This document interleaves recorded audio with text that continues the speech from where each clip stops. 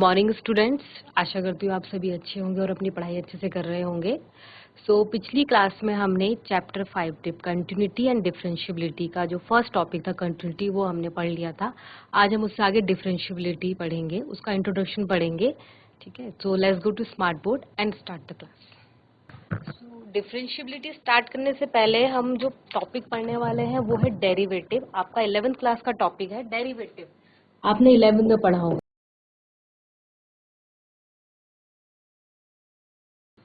Differentiability से पहले थोड़ा सा हम इसको रिवाइज कर लेंगे क्योंकि इंपॉर्टेंट है ये, कैसे डिफरेंशियबिलिटी, इसी का आगे का टॉपिक है। डेरिवेटिव आपने पढ़ा होगा, इसे हिंदी में बोलते थे हम अवकलज।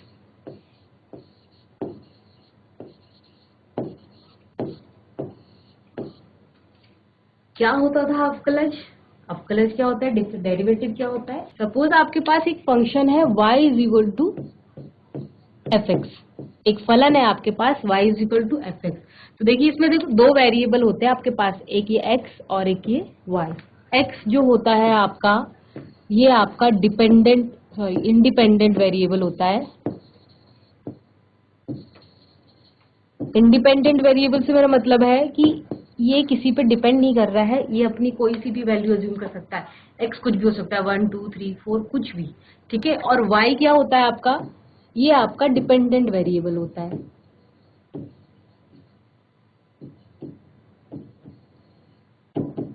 डिपेंडेंट वेरिएबल क्यों है ये? क्योंकि ये x पे डिपेंड करता है। जैसे जैसे x बदलेगा वैसे वैसे y बदलेगा। क्लियर है? ये दो वेरिएबल होते हैं आपके पास। एक होता है, कोई भी फलन होता है उसमें एक डिपेंडेंट वेरिएबल होता है, एक इंडिपेंडेंट वेरिएबल होता है। इंडिपेंडेंट वेरिएबल क्या होता है? जो कोई भी वैल्यू अपने पर एज्यूम कर सकता है। और डिपेंडेंट वेरिएबल क्या होता है? जो क्या करता है, जैसे जैसे इंडिपेंडेंट वेरिएबल अपनी वैल्यू बदलेगा वैसे वैसे डिपेंडेंट वेरिएबल भी बदलता जाता है। तो डेरिवेटिव में क्या होता है, सपोज हमने ये फलन, ये जो y is equal to F X है, अगर हम ग्राफ ड्रॉ करें इसका,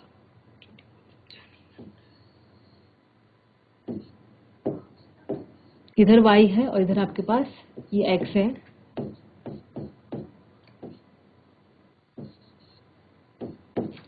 सपोज ये इस तरीके से जा रहा है, ये हमारा इसका ग्राफ बन रहा है y is equal to F X का। यहाँ पे हमने सपोज करा ये x की वैल्यू यहाँ पे x1 है ना, तो इसके लिए y की वैल्यू यहाँ पे सपोज को हमने मान लिया y1, और हम बोल रहे हैं कि x1 से x2 पे जा रहा है, और लेकिन x1 से x2 पे जब x जा रहा है, बढ़ रहा है, जैसे जैसे चेंज हो रहा है, और ये चेंज कैसा मान के चल रहे हैं हम, बहुत ही स्मॉल, करीबन ना के बराबर। ये वाला चेंज हम सपोज कर रहे हैं कि x1 से x2 के बीच में जो चेंज है, जो इनके अंतर है, वो क्या है, ना के बराबर है। और इस चेंज के लिए जो वैल्यू आपकी y के लिए, जैसे जैसे x बदल रहा है देखिए वैसे वैसे y भी बदल रहा है। यहाँ पे y1 की, यहाँ पे y की वैल्यू y1 है, यहाँ पे y की वैल्यू कितनी है, y2। तो ये x में चेंज आया है आपके पास, और उसी जैसे जैसे x बदला है उसके लिए y में भी क्या आया है, चेंज आया है। तो इसी को बोलते हैं हम डेरिवेटिव। हम क्या बोलते हैं, चेंज इन y में जो बदलाव आया है। और y कैसा है आपका, y में बता रही हूँ आपको, ये y डिपेंडेंट वेरिएबल, तो हम बोल सकते हैं चेंज इन डिपेंडेंट वेरिएबल, कोई भी हो सकता है वो, with respect to small change, small change in x। देखिए ध्यान से देखिए, मैंने क्या बोला, चेंज इन y में जो बदलाव आ रहा है, यानी चेंज जो x y यानी डिपेंडेंट वेरिएबल में जो बदलाव आ रहा है, किसके चेंज होने पे, इंडिपेंडेंट वेरिएबल के चेंज होने पे। और इंडिपेंडेंट वेरिएबल में कैसा चेंज आ रहा है, बहुत कम। हम क्या बोल रहे हैं, डेल एक्स कैसा है, बहुत कम है, ना के बराबर। इसको अगर हम मैथमेटिकली लिखे तो हम इस तरीके से लिखते हैं इसको कि limit del Y over del X, और ये डेल एक्स कैसा है, टेंस टू 0। ये है आपका डेरिवेटिव। असली क्या बोलते हैं हम, कि change in y, change in dependent variable with respect to change in independent variable, plus एक लिमिट लगा दी हमने, जो इंडिपेंडेंट वेरिएबल में जो चेंज आया है वो कैसा है, ना के बराबर। थोड़ा सा भी अगर इंडिपेंडेंट वेरिएबल आपका बदल रहा है, उसके लिए इंडिपेंडेंट वेरिएबल क्या है, एकदम से बहुत ज्यादा चेंज हो रहा है, इसी को बोलते हैं क्या, डेरिवेटिव, अवकलज। ये आपने पिछली क्लास में भी पढ़ा होगा।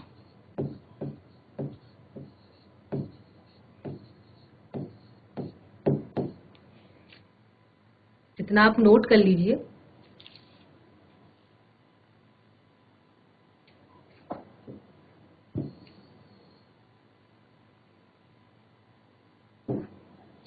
ये जो डेरिवेटिव है आपका,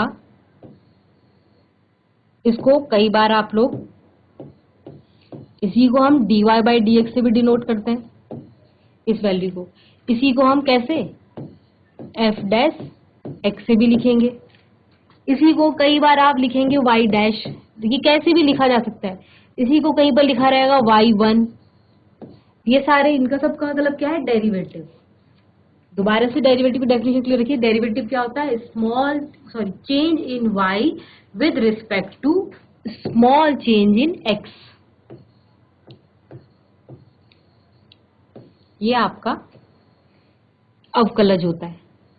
क्या होता है अवकलज की, जब आपका क्या होता है, डिपेंडेंट वेरिएबल में चेंज आता है, बदलाव आता है, किसके रिस्पेक्ट में, इंडिपेंडेंट वेरिएबल के।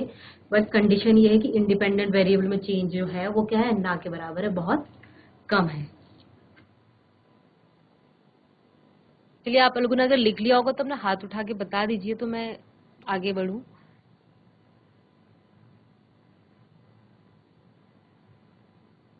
चलिए फिर आगे बढ़ते हैं। देखिए डेरिवेटिव हमने पढ़ लिया, अब हमें डिफरेंशिएट, नेक्स्ट टॉपिक जो हम पढ़ेंगे डिफरेंशिएशन।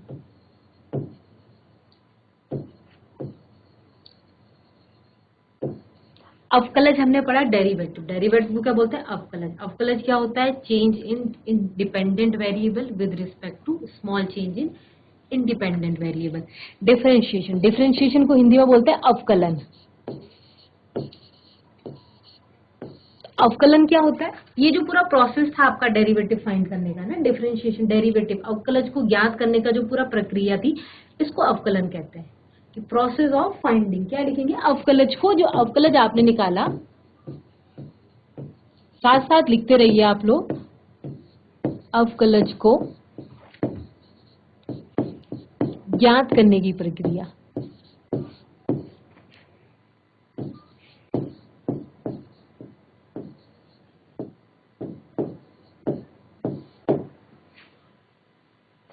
इसको डेरिवेटिव बोलते हैं, इसको डिफरेंशिएशन बोलते हैं। जो अवकलज ज्ञात करने की प्रक्रिया है, इसको हम क्या बोलते हैं, डिफरेंशिएशन, अवकलन। आपके पास क्वेश्चंस आएंगे कई बार इस तरीके से कि y का x के सापेक्ष में अवकलन कीजिए।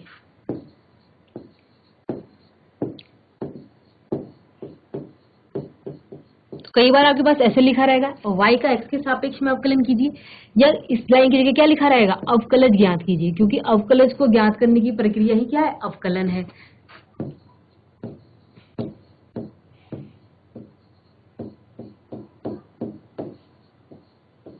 दोनों एक ही बात है। कई बार ऐसे लिखेगा y का x के सापेक्ष में अवकलज ज्ञात कीजिए, या ऐसे लिखेगा कि y का x के सापेक्ष में अवकलन कीजिए। ठीक है, ये आपका डिफरेंशिएशन हो गया। डिफरेंशिएशन क्या बताया मैंने आपको, अवकलन, अवकलज को ज्ञात करने की प्रक्रिया जो होती है उसी को हम क्या बोलते हैं, अवकलन बोलते हैं। ठीक, अब आते हैं हम मेन टॉपिक पर अपने, जो हमारे पास है डिफरेंशिएबिलिटी, जो आप इस साल पढ़ने वाले हैं।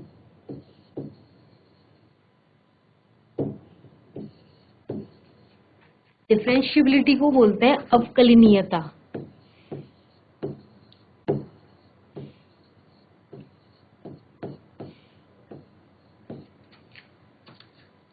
देखिए आपने अवकलज पढ़ा,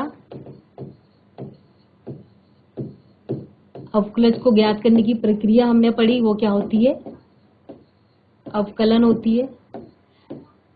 अब हम पढ़ने वाले हैं अवकलनीयता क्या होती है।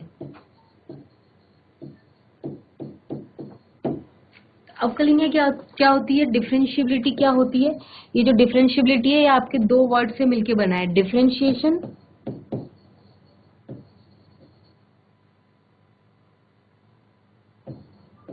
प्लस एबिलिटी, इन दो वर्ड से बना है ये आपका डिफरेंशिएशन प्लस एबिलिटी। एबिलिटी का क्या मतलब होता है, क्या उसके अंदर ये काबिलियत है, यानी डिफरेंशिएबिलिटी। तो यानी डिफरेंशिएबिलिटी क्या बना है कि डिफरेंशिएशन प्लस एबिलिटी, फलन जो फलन, क्या उस फलन के अंदर अवकलन उसका अवकलन होने की उस पर काबिलियत है भी या नहीं है, उस पर एबिलिटी है या नहीं है। तो क्या फलन अवकलनीय है, क्या उसका अवकलज ज्ञात किया जा सकता है, इसी को बोलते हैं डिफरेंशिएबिलिटी।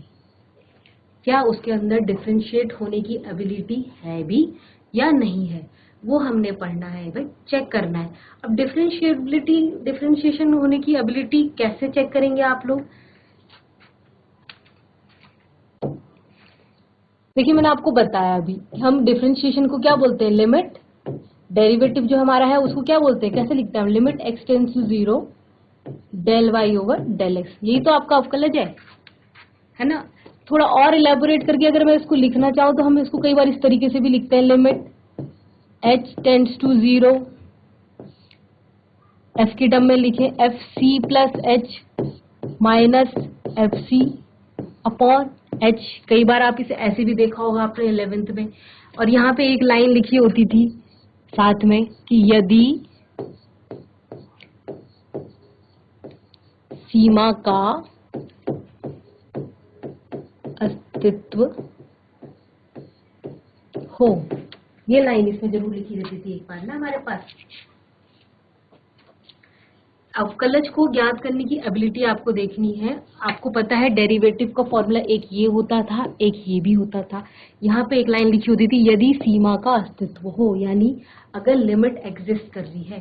तो ये लिमिट अगर एग्जिस्ट करती है तो तब हम बोलते हैं कि जो फलन है आपका, जब ये लिमिट आपकी एग्जिस्ट करती है तब हम बोलते हैं कि ये फलन अवकलनीय है, इसके अंदर वो एबिलिटी है कि ये क्या हो जाए, डिफरेंशिएट हो जाए, इसका अवकलज ज्ञात कर ले, इसके अंदर वो प्रॉपर्टी है। ठीक है, अब लिमिट कब एग्जिस्ट करेगी, क्वेश्चन ये उठता है कि ये लिमिट कब एग्जिस्ट करेगी, हमें कैसे पता चलेगा। अगर लिमिट एग्जिस्ट कर रही है, देखो मैंने आपको बताया डिफरेंशिएबिलिटी का मतलब क्या हो गया आपके पास, कि क्या फलन का अवकलज ज्ञात किया जा सकता है, मतलब क्या उसके अंदर एबिलिटी है कि उसका अवकलज हो जाए।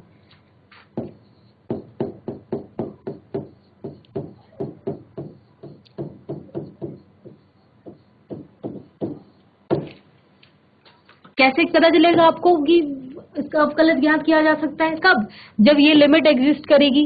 कब, जब लिमिट क्या होगी आपकी, एग्जिस्ट करेगी। अब लिमिट कब एग्जिस्ट करेगी वो आपको चेक करना है। लिमिट कब एग्जिस्ट करती है आपको बताया, लिमिट जनरली कब एग्जिस्ट करती है, जब आपके पास, आपने पिछली क्लास में, जब आपके पास लेफ्ट हैंड लिमिट और राइट हैंड लिमिट क्या होती है, बराबर होती है भाई, तभी तो लिमिट एग्जिस्ट करती है, जब आपकी उसकी लेफ्ट हैंड साइड और राइट हैंड साइड दोनों कैसी होती है, बराबर होती है। इस केस में हम इसको लेफ्ट हैंड लिमिट ना लिख के हम लिखते हैं इसको लेफ्ट हैंड डेरिवेटिव।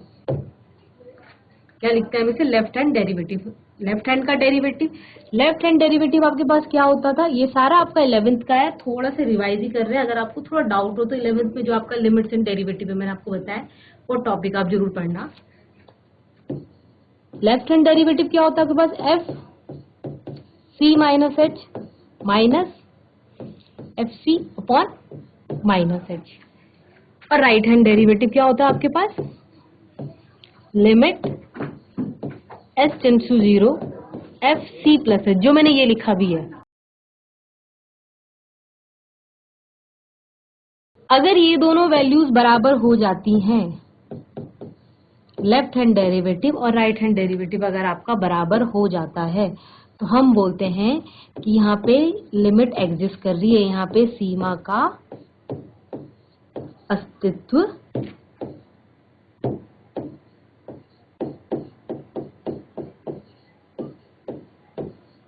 है।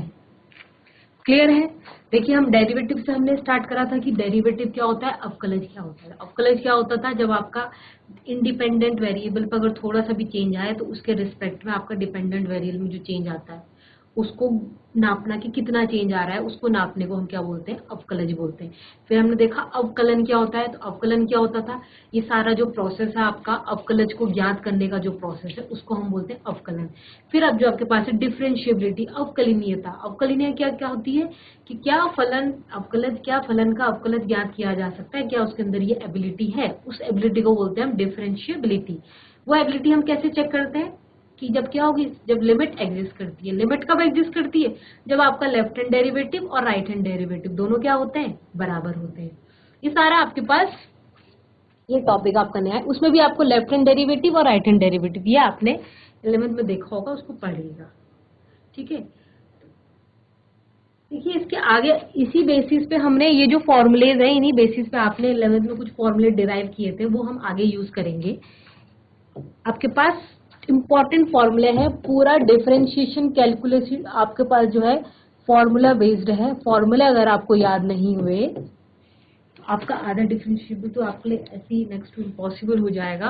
तो मेन है आप फॉर्मूले याद करिए। फॉर्मूले याद करने का तरीका बहुत अच्छा है, जैसे जैसे क्वेश्चन में जो फॉर्मूला है उसको उतनी बार लिखो, जितनी बार लिखोगे वैसे याद होता जाएगा। तो आपके पास जो फर्स्ट फॉर्मूला जो हमारे पास था, क्या था वो, d/dx ऑफ x की power n।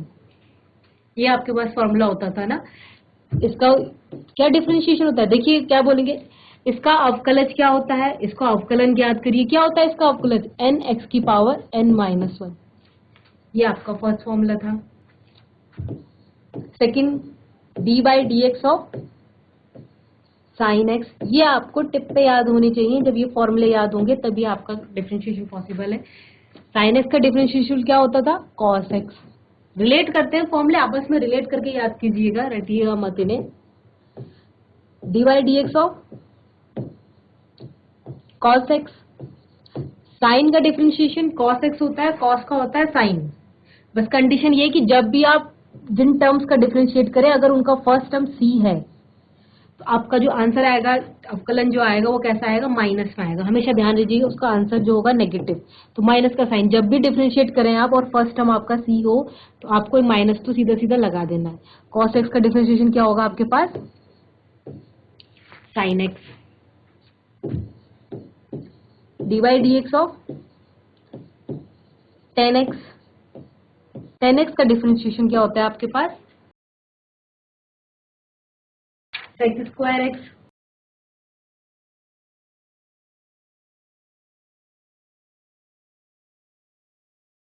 dy/dx of cot X. Tan X का डिफरेंशिएशन सेक स्क्वायर एक्स है, कॉट एक्स का क्या हो जाएगा, कॉस सेक स्क्वायर एक्स हो जाएगा। बट क्योंकि यहाँ फर्स्ट टर्म सी में है तो याद रखने का तरीका होता है ये ऐसे कोई फॉर्मूला ये बने हैं इसलिए नहीं कि सी है, ये याद करने के तरीके हैं हमारे पास कि फर्स्ट टर्म अगर सी है तो माइनस में आने वाला है। तो कॉट एक्स का डिफरेंशिएशन क्या हो जाएगा, minus cos X square X. dy/dx of sec X. Sec X का डिफरेंशिएशन क्या होता है, sec X tan X. So dy/dx of cos sec x, sec x और sec x tan x है तो cos x x का क्या हो जाएगा, cos sec x cot x। But क्योंकि cos sec x c है तो आगे एक माइनस का साइन भी लगेगा, ये आपको ऐसे याद रखना है। इसके साथ ही आपने कुछ और फॉर्मूले भी पढ़े होंगे इसमें, जैसे हमने पढ़ा होगा कि dy/dx of u plus v, दो फलन है, अगर प्लस माइनस एक साथ लिख रही हूँ मैं, अगर दो फलन है तो हम क्या लिखते हैं, इनका डिफरेंशिएशन कैसे लिखते थे आप, अलग अलग भी लिख सकते हैं, du/dx प्लस dv/dx। सेम चीज माइनस के लिए भी हो जाएगी। एक आपने पढ़ा था हमारे पास प्रोडक्ट रूल,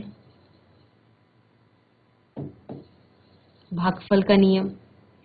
क्या होता है प्रोडक्ट रूल में, अगर दो फलन आपस में कैसे होते हैं, मल्टीप्लाई में होते हैं। दो फलन है, अभी इनके एग्जांपल्स कराएंगे हम। दो फलन अगर आपस में कैसे होते हैं, मल्टीप्लाई में, तो उनका डिफरेंशिएशन कैसे होता है, एक बार u बाहर रहेगा, एक बार v का डिफरेंशिएशन होगा, प्लस एक बार v बाहर रहेगा, एक बार u का डिफरेंशिएशन होगा। ऐसे ही आपने क्वोशिएंट रूल भी पढ़ा होगा, भागफल नियम, इसको गुणनफल नियम कहते हैं। ये आपका भागफल नियम है।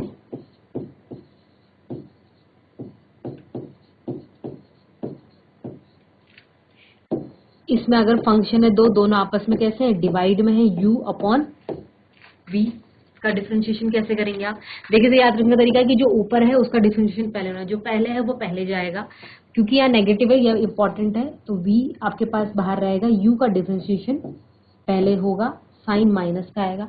प्रोडक्ट रूल में डिपेंड नहीं करता है, किसी को भी आगे पीछे लिखो, क्योंकि आगे यहाँ पे साइन प्लस का है, लेकिन क्वेश्चन में ध्यान रखना है। तो याद कैसे रखेंगे, जो ऊपर है उसका डिफरेंशिएशन पहले है, जो पहले है वो पहले जा रहा है, u dv by dx upon v square. ये आपके बेसिक फॉर्मूलेज थे जो हमारे पास 11th में भी थे। इनको आपको याद रखना है, क्योंकि आगे आपके पास बहुत सारे फॉर्मूलेज आने वाले हैं, तो कम से कम ये आपको याद रहे।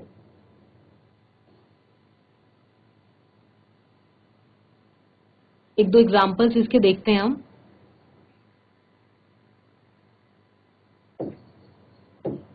देखिए आपके पास क्वेश्चन किस तरीके से आएगा। सपोज मैंने एक फलन ले लिया कि 1 अपॉन एक्स प्लस एक्स की पावर 1 अपॉन 2 का अवकलन कीजिए।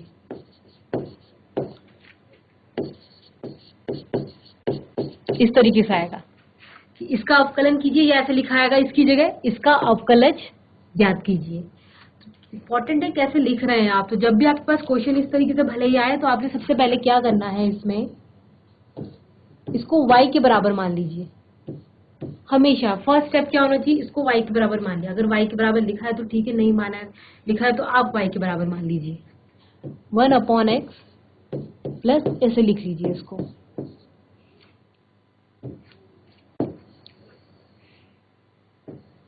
ये नोट हो गया होगा आपके पास, अगर नहीं नोट हुआ है तो बुक से इसे देख लीजिएगा आप, फॉर्मूलेज ही हैं।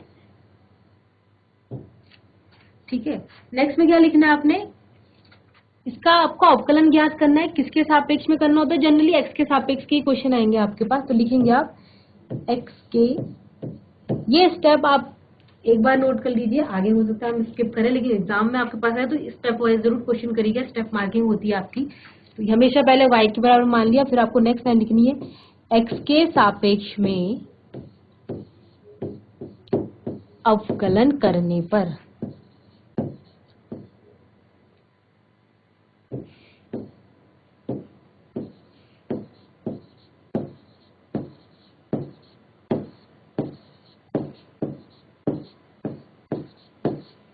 जब x के सापेक्ष में अवकलन करेंगे तो हम दोनों तरफ क्या लिख देते हैं, डी बाई डी एक्स, इसी को बोलते हैं अवकलन करना।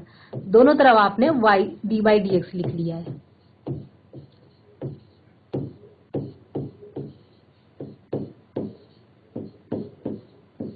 ठीक है, इस साइड सिर्फ इसको तो D Y by D X लिख लेंगे, आपकी मर्जी है। इसको आप y1 लिखिए, चाहो तो आप इसको y डैश लिखिए, जो आपकी इच्छा हो, सब बराबर होता है। वैसे D Y by D X ही ठीक रहता है। आगे इधर बढ़ते हैं। ये देखिए, ये है 1 अपॉन एक्स। 1 अपॉन एक्स को हम क्या लिख सकते हैं, एक्स की पावर -1 और प्लस एक्स की पावर 1 अपॉन 2। ठीक है, यहाँ तक क्लियर है। इस पे हम यही वाला फॉर्मूला अप्लाई करने वाले हैं कि u प्लस वी है ना, ये तो u प्लस वी है। अवकलन आप क्या कर सकते हैं इसका, अलग अलग। इसको हम क्या लिख सकते हैं, D by D X of. इतने स्टेप्स आपको जरूरी नहीं है, अगली बार करने हैं। जैसे ये तो अभी आपको स्टार्टिंग समझा रहे हैं, इसलिए हम स्टेप बाय समझा रहे हैं। धीरे धीरे हम कुछ कुछ स्टेप स्किप करेंगे, वो मैं आपको आगे बताऊंगी। एक्स की power -1 plus D by D X of X की पावर 1 अपॉन 2। ठीक है, हमने अलग कर लिया इसको, इस फॉर्मूले से हमने किया है।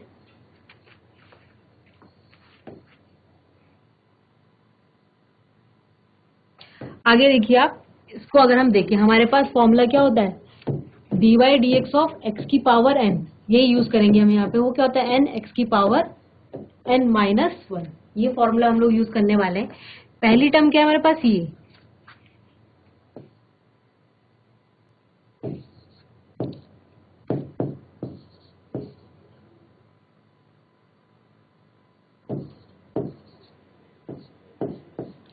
इसको देखिए आप, n D by D X of X की पावर n, यहाँ पे n कितना है, -1 है ना, तो -1 कहाँ आएगा आपका, आगे आ जाएगा -1। जब हम डिफरेंशिएट करेंगे, अब आप डी बाई डी एक्स में लिखेंगे, इस पूरे की जगह आ रहे हैं, अब नेक्स्ट टाइम जो आ रही है इस पूरे की जगह आ रही है।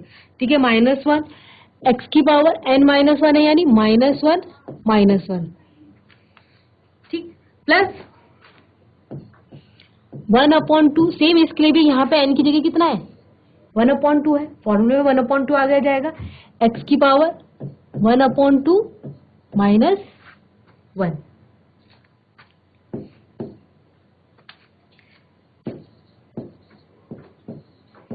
सॉल्व कर लिए से तो माइनस से बचा है, x की पावर कितना हो जाएगा, ये -2 हो जाएगा, प्लस 1/2 x की पावर 1/2 -2, ये -1/2 होता है।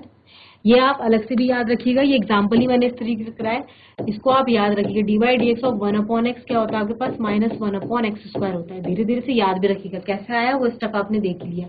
और एक ये dy/dx ऑफ √x, जो ये x की पावर 1/2 है, इसको लिखते हैं 1/√x। ये दो याद भी रखिएगा, आगे बहुत काम आएंगे फॉर्मूले। तो ये हमारे पास कितना आ गया, पावर क्योंकि नेगेटिव है हमने नीचे लिख दिया इसको थोड़ा और ठीक करके, और ये हो गया हमारे पास x की पावर, ये भी पावर नेगेटिव में नीचे लिखिएगा 1/2 रूट x। ये आपका डिफरेंशिएशन हो गया इसका। फॉर्मूला जरूर लिखिएगा साइड में।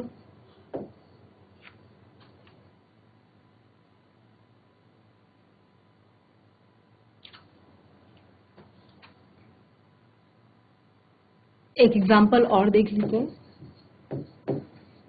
सपोज हमारे पास क्वेश्चन है एक यही कि x² sin x, इसका आपको क्या करना है, अवकलन करना है।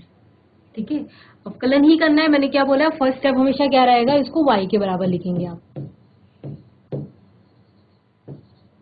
फर्स्ट स्टेप आपका हमेशा यही रहेगा। ठीक, फिर वही लाइन लिखेंगे x के सापेक्ष में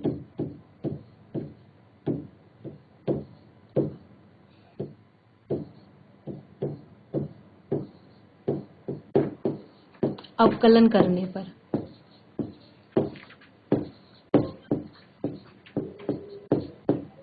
इधर क्या हो जाएगा dy/dx और इधर क्या हो जाएगा dy/dx of x² sin x। अब इधर ध्यान से देखिएगा, यहाँ पे दो फंक्शन है और दोनों आपस में मल्टीप्लाई में है। ये फंक्शन को अगर मैं u ले लूं और इसको क्या ले लूं v, दो फंक्शन है और दोनों क्या है, मल्टीप्लाई में है। हमें पता है प्रोडक्ट रूल क्या होता है, u v, एक बार u बाहर रहेगा, v का डिफरेंशिएशन करना है, प्लस एक बार v बाहर रहेगा और u का डिफरेंशिएशन करना है। इसको वैसे ही लिख लेते हैं, x² dy/dx of sin x, plus एक बार sin x बाहर रहेगा, डिफरेंशिएट करेंगे आप किसका, x² का। x² तो ऐसे ही रहेगा, डिफरेंशिएट किसका हो रहा है केवल इस केस में, sin x का, और sin x का डिफरेंशिएशन क्या होता है, cos x होता है। साइड में लिखिएगा, जब तक आपको याद नहीं होते फॉर्मूले उतनी बार साइड में लिखते रहिए, याद हो जाएंगे फिर धीरे धीरे। प्लस sin x इस बार ऐसे ही रहेगा, x² का करना है। फॉर्मूला हम कौन सा वाला यूज करने वाले हैं इसमें,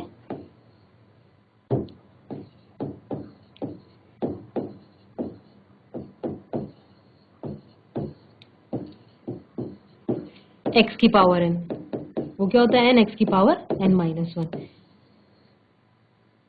यहाँ पे n की जगह कितना है 2 है, तो 2 आगे आ जाएगा, और x और n-1 यानी 2 - 1, तो 1 रहेगा, x की पावर 1 x ही होता है, इतना हम डायरेक्ट लिख लेंगे। तो dy/dx हमारे पास कितना हो गया, x² cos x, थोड़ा ठीक से लिख लेंगे इसको, 2x sin। ये आपका प्रोडक्ट रूल है।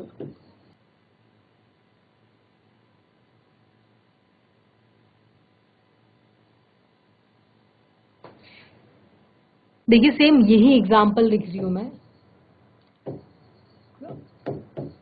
सपोज आपके पास अब एक डिवाइड वाला भी देख लेते हैं, हमने x देख लिया, एक डिवीजन वाला भी देख लेते हैं। हमारे पास सपोज है, आपको यही फॉर्मूला है, x की पावर 100 लिख लेते हैं चलिए, अपॉन sin x नहीं लिखते इस बार, cos x लिख लेते हैं। डिफरेंशिएट करना, इस बार स्टार्टिंग लाइन सेम ही चलेगी, x के सापेक्ष में अवकलन करने पे। वो लाइन अब मैं नहीं लिख रही हूँ, आप लिखिएगा dy/dx, इधर कितना हो जाएगा dy/dx ऑफ x की पावर 100 अपॉन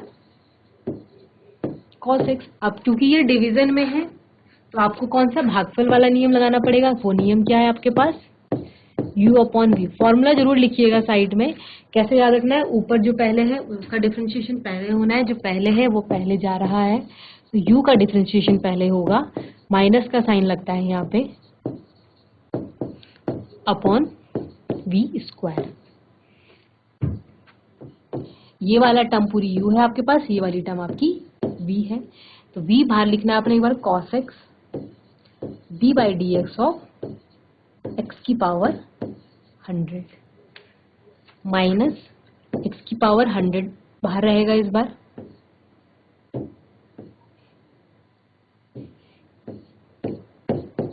और d by D X of cos x upon v square. v है cos x का स्क्वायर, ठीक। क्या हो जाएगा, ये cos x तो वैसे ही रहेगा, x की पावर 100, पावर कौन सा वाला फॉर्मूला यूज करेंगे आप इसमें, यही d by D X of x की पावर n, जो भी nx, ये तो अब आपको याद ही हो गया होगा। तो क्या हो जाएगा, 100 आगे आ जाएगा, x की पावर एक माइनस कर देंगे यानी 99 माइनस x की पावर 100 और cos x को क्या लिख सकते हैं हम, cos x का डिफरेंशिएशन क्या हो जाएगा, सॉरी, माइनस साइन एक्स। सी में है cos x, सी टर्म है फर्स्ट, तो नेगेटिव में डिफरेंशिएशन आएगा आपका, अपॉन ये क्या हो जाएगा, cos स्क्वायर x। फाइनल लिख लेते हैं इसको, 100 आपका आगे आ जाएगा। आप चाहो तो x की पावर 99 हम थोड़ा और सिंप्लीफाई करेंगे, कॉमन भी ले सकते हैं, x की power 99 cos x minus minus ये आपका प्लस हो रहा है, x की power 100 sin x upon cos square x। तो ये आपके बेसिक फॉर्मूले हमारे हो जाए। तो ये हमने बेसिक इंट्रोडक्शन पढ़ लिया डिफरेंशिएबिलिटी का।